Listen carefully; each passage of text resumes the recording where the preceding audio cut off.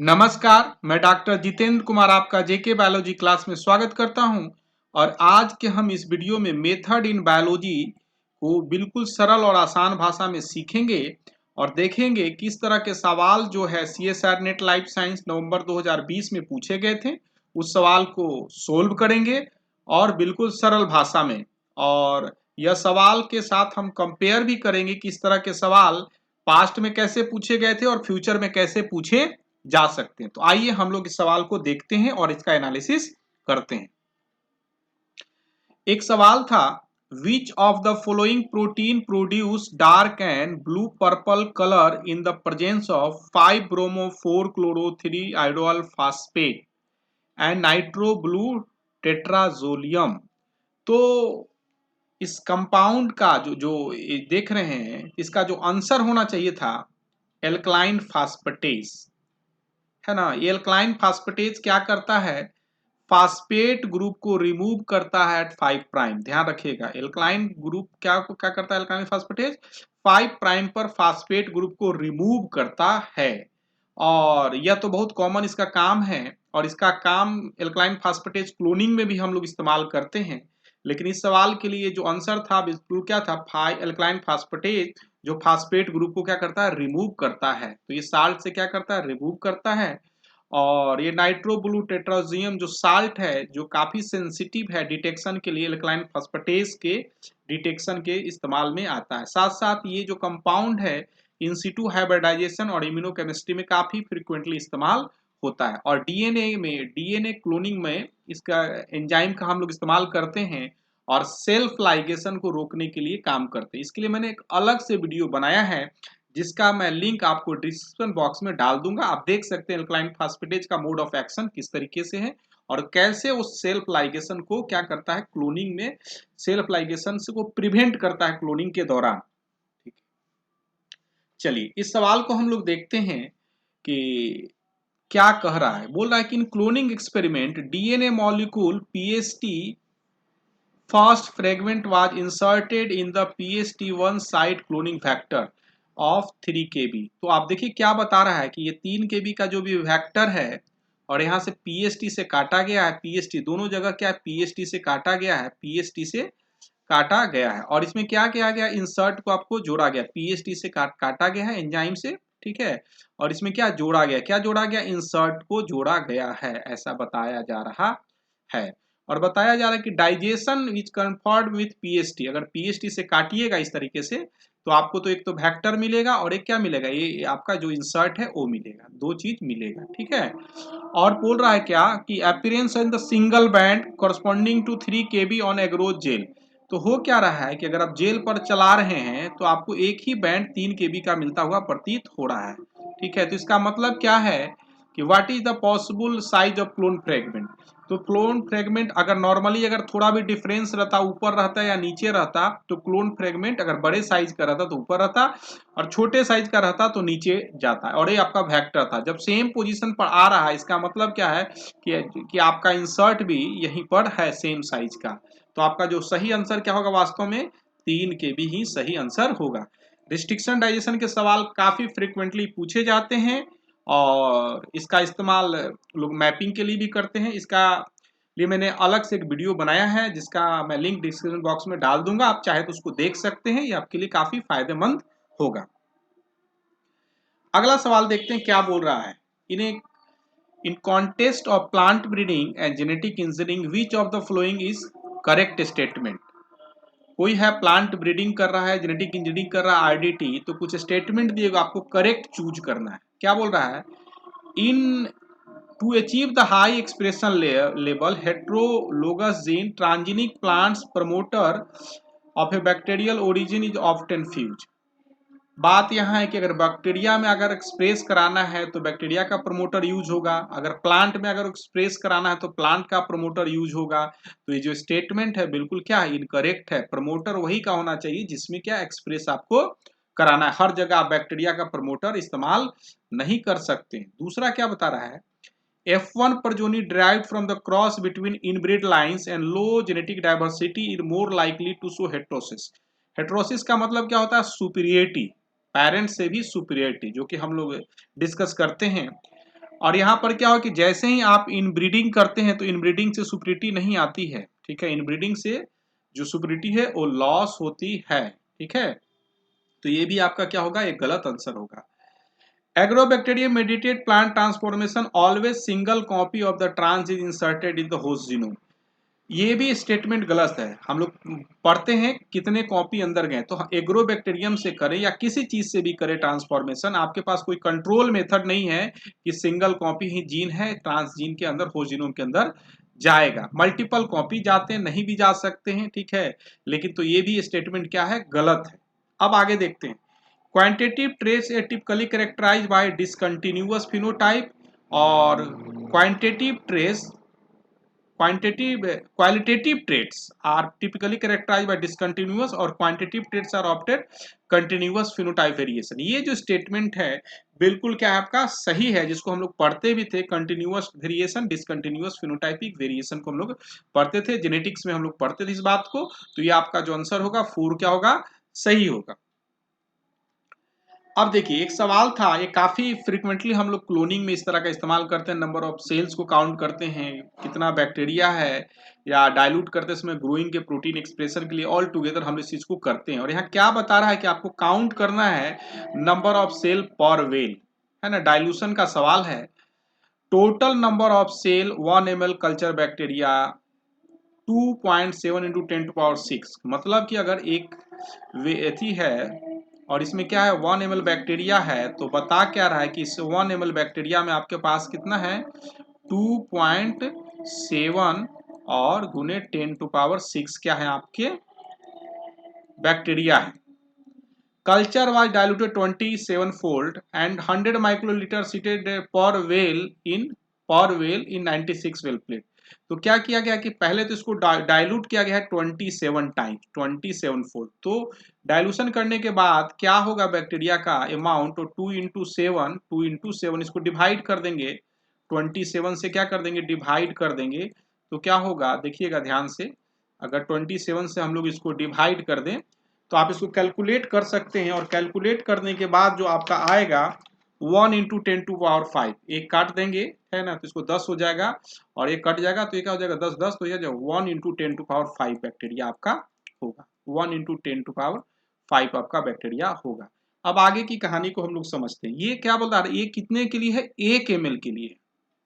तो अगला सवाल है कि 1 ml में कितना मतलब माइक्रोलीटर, तो यहाँ माइक्रोलीटर ध्यान से देखिएगा, 1 ml में 1000 microlitre.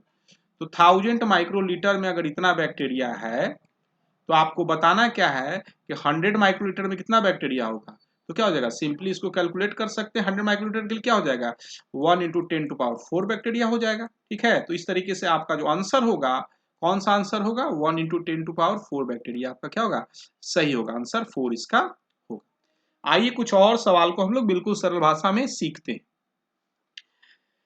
Given below few approach techniques used for the analysis of plants। Plant के एनालिसिस के लिए टेक्निक बताया गया है कि आप प्लांट कर रहे हैं, कुछ प्लांट को नए प्लांट बना रहे हैं, कुछ जीन डाल रहे हैं और उसको टेक्निक से आप एनालिसिस करें क्या ठीक है। तो क्या पहला चीज क्या रहा है कि phenotype link to the marker gene. ये तो बिल्कुल सही है कि अगर आप एनालिसिस कर रहे हैं, किसी मार्कर का इस्तेमाल कर रहे हैं, तो फिनोटाइप के साथ लिंक्ड होना चाहिए, तभी तो हम मार्कर का इस्तेमाल करते हैं, ताकि हमारा डिजायर जो जीन है वो कहां पर जा रहा है उसको हम लोग ट्रैक कर सके। साथ साथ ये तो सही है। दूसरा जो सवाल बोला जा रहा है, PCR using specific to the host genome. हम लोग होस्ट के जीनोम को पीसीआर क्यों करेंगे, हम लोग प्राइमर स्पेसिफिक, हमारा जो इंटरेस्ट है किसमें, हमारा जो जीन गया या नहीं गया उसमें हम लोग इंटरेस्ट है। तो बेसिकली हम पीसीआर जो करेंगे भी तो किसका करेंगे, अपने होस्ट जीनोम का करेंगे, सॉरी होस्ट जीनोम के लिए नहीं करेंगे, हम लोग पीसीआर करेंगे अपने जीन के लिए करेंगे नहीं। तो अब जो आपका ट्रांस जीन है उसका स्पेसिफिक प्राइमर हमारे लिए काम का होगा और इसको चीज हम लोग करेंगे। तो ये सही है और ये क्या आपका गलत है, होस्ट के जीनोम से हमको क्या लेना देना। दूसरा चीज है साउथर्न हाइब्रिडाइजेशन, इसको भी हम लोग फ्रीक्वेंटली करते हैं एक्सप्रेशन को चेक करने के लिए कि कितना, या अमाउंट ऑफ डीएनए को चेक करने के लिए कि कितना अमाउंट डीएनए का मौजूद है, ठीक है। तो इस तरीके से ए सी डी होगा, ए सी डी आपका जो होगा थर्ड क्या होगा आंसर होगा, ठीक है। आप अपना कमेंट भी मतलब लिख सकते हैं। अगला जो चीज है, विच of the following statement is true, ठीक है। सही स्टेटमेंट को चूज करना है। क्या कर रहा है, nick translation can not use by the radioactive DNA fragment in Southern hybridisation.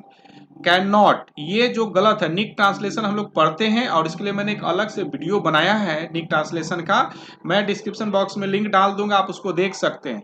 तो निक ट्रांसलेशन में क्या होता है, डीएनए पॉलीमरेज फाइली क्या होता है, इसको सील करता है अपना। अगर मान लीजिए तो इसको कैन नॉट है तो ये ठीक नहीं है। इसमें भी रेडियो एक्टिव डीएनए फ्रेगमेंट को लेबल किया जा सकता है। तो जो यहाँ कैन नॉट है तो नहीं किया जा सकता है, लेकिन किया जा सकता है, इसलिए स्टेटमेंट क्या हो, ये गलत हो गया।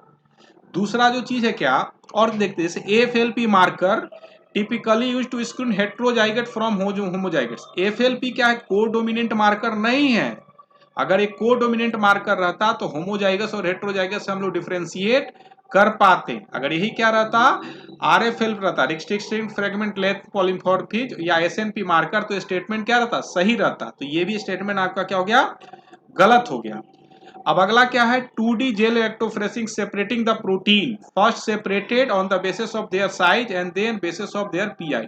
ये गलत है। पहले हम लोग क्या है, पहले क्या उसके पीए के अनुसार करते हैं एंड देन क्या करते हैं, फिर साइज के अनुसार करते हैं। तो ये स्टेटमेंट भी आपका क्या हो गया, गलत हो गया। तो आपका जो सही स्टेटमेंट है, देखिए RAC RACE, rapid amplification of cDNA end use to obtain sequence information of end of cDNA।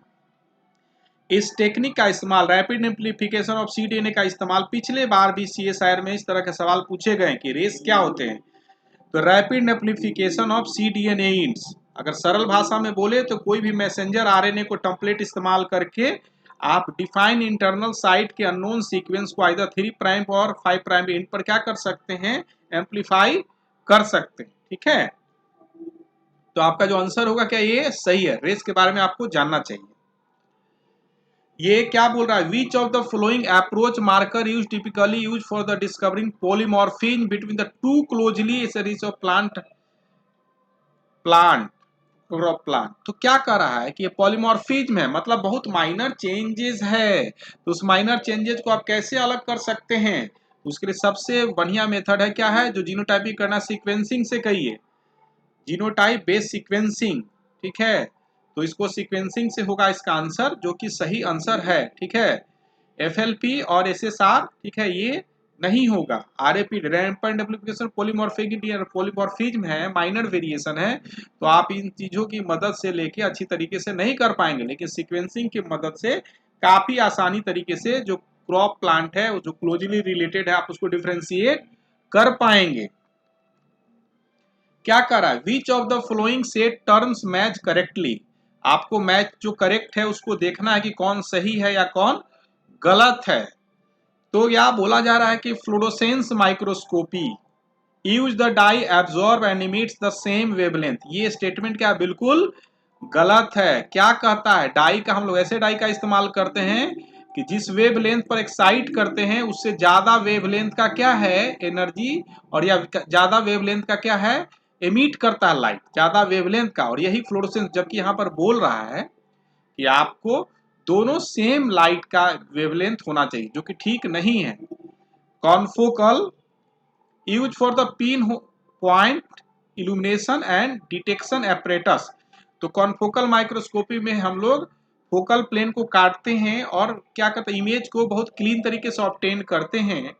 तो उसमें क्या होता है, पिन पॉइंट इल्यूमिनेशन करते हैं आउट ऑफ फोकस लाइट को काटने के लिए, और साथ ही साथ जो ब्राइटनेस है, इमेज की क्वालिटी इंप्रूव कर जाती है। तो ये स्टेटमेंट क्या सही है, सेकेंड और थर्ड में कोई चेंज नहीं है और ये स्टेटमेंट सही है। लेकिन गैस क्रोमेटोग्राफी जो हम लोग एनालिसिस में क्या करते हैं, वोलेटाइलाइज्ड कंपाउंड का इस्तेमाल करते हैं, लेकिन यहाँ पूछ रहा है नन, तो स्टेटमेंट भी क्या हो गया, गलत हो गया। तो आपका 2 और 3 सही आंसर है।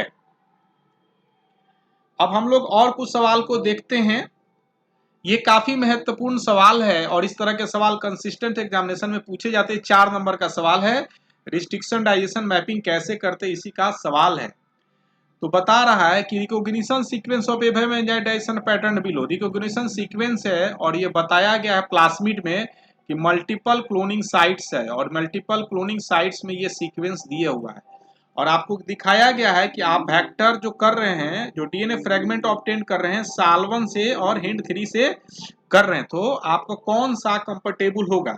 यहाँ ध्यान देने वाली सबसे बड़ी बात है कि जो भी इसमें 1 है, इसमें यहाँ पर आप देख रहे हैं इसमें 1 है ना, ये क्या है वास्तव में ब्लंट इंड है, ब्लंट इंड है, देख रहे हैं दोनों ब्लंट इंड लाइक कटिंग हो रहा है।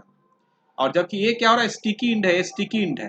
तो एक ब्लंट के लिए दूसरा ही ब्लंट इंड चाहिए। तो इसमें आप देख रहे हैं कि हिंड जो सेकंड है ये ब्लंट इंड जनरेट कर रहा है, ठीक है। तो अगर इतना भी आप समझते हैं कॉमन सेंस से, तो आपका आंसर क्या हो जाएगा, ये आपका क्या बिल्कुल सही आंसर होगा कि स्मा 1 के जगह जो सॉरी स्मा 1 तो एक होगा ही, स्मा 1 है, स्मा 1 होगा।